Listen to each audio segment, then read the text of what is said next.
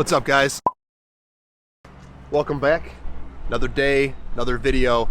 So long, little history lesson for you guys. Long before I split the two channels into photography and then like vlog stuff separately, I had one channel, and during that channel I was doing a lot of my video with the a certain camera, a little point and shoot camera, and I did some video comparisons to it. And that camera was the Panasonic LX10. And I ended up getting rid of it because there were some issues with it that I just felt like, maybe it was time to move on and try something else. But ever since I got rid of it, what's up, man? Guys, check me out vlogging. Ever since I got rid of it, I've wanted it back, and I got it back. What's up, man? Yeah, man. Yeah. Thanks, man. Anyways, I wanted the camera back, and today I got it back. And the one camera I never compared it to, which was arguably better, was the Sony RX100V. So I'm meeting up with my buddy today, and we're going to give a little bit of a comparison between the RX100V and the LX10.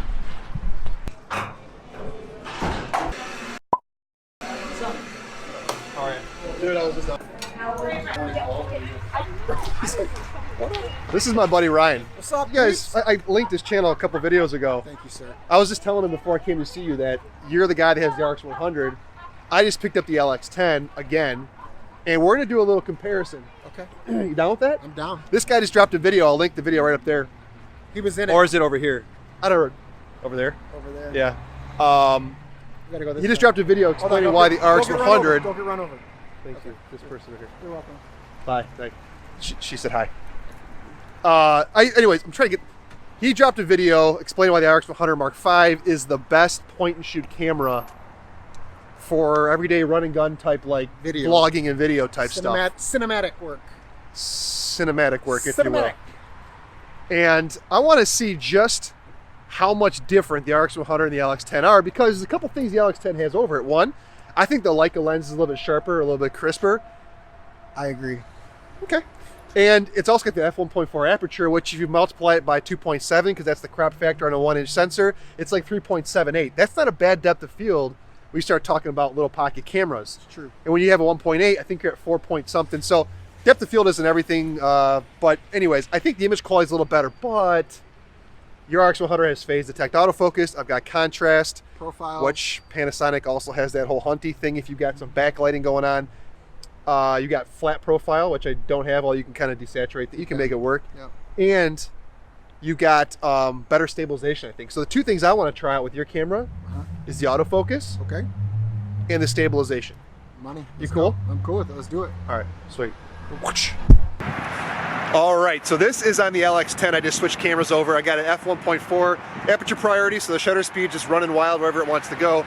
And we're going to start this video off, or this comparison off, with the stabilization test. You're going to have to excuse me for a second. We're walking by a very busy road. I got you, bro. And it's dangerous, and it's noisy.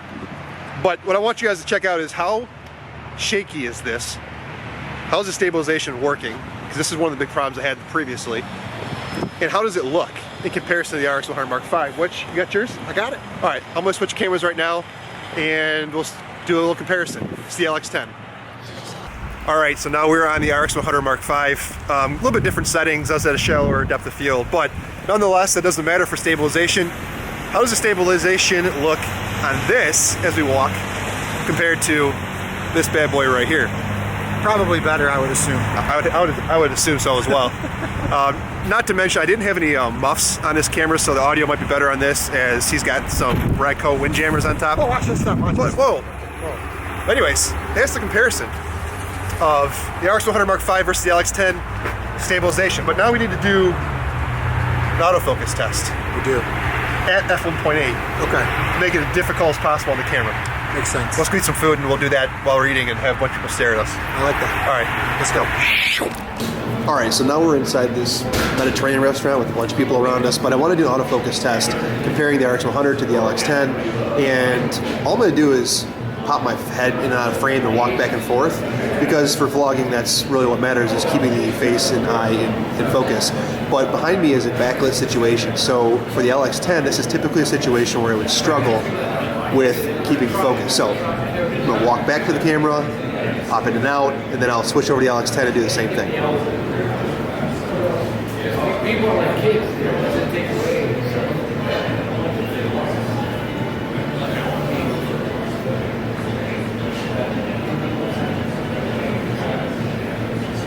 Just keep me in focus.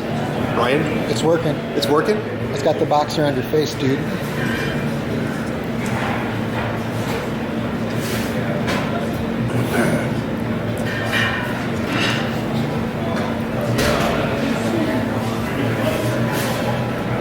Okay, that's the RX100 Mark V. Let's switch over to the LX10 and do the same thing. Hi, how you doing? Good, doing great. All right, I'm on the LX10. I got face tracking on. Was yours on face tracking? It was. Okay, so both face tracking. I got this at 1.4. His camera's at 1.8, so a little difference there in the depth of field. But let's just see, same thing. How does the LX10 compare to the RX100 in the face tracking autofocus thing?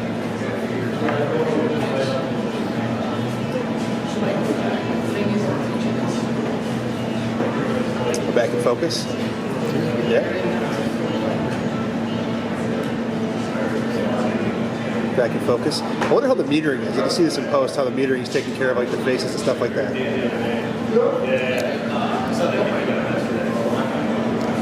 Let's see if I turn my head.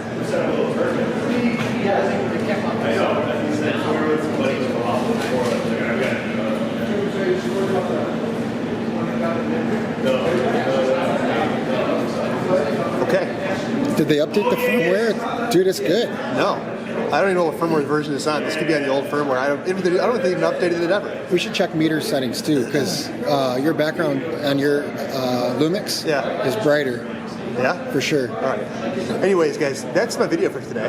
Just a little, if you guys want to do like the 1-inch sensor pocket cameras, you can do the G7X Mark II or Mark III, RX100 Mark whatevers, even though I'd recommend the 5 or 5A because of the 1.8 and the ND filters.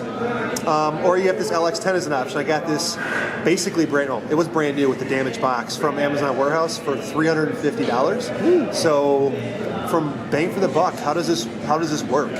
Anyways, guys, that's it for today. I appreciate you guys watching. Subscribe, all those things, and go check out my buddy Ryan's channel. I'll link it up above in the cards. We'll see you guys tomorrow. See ya.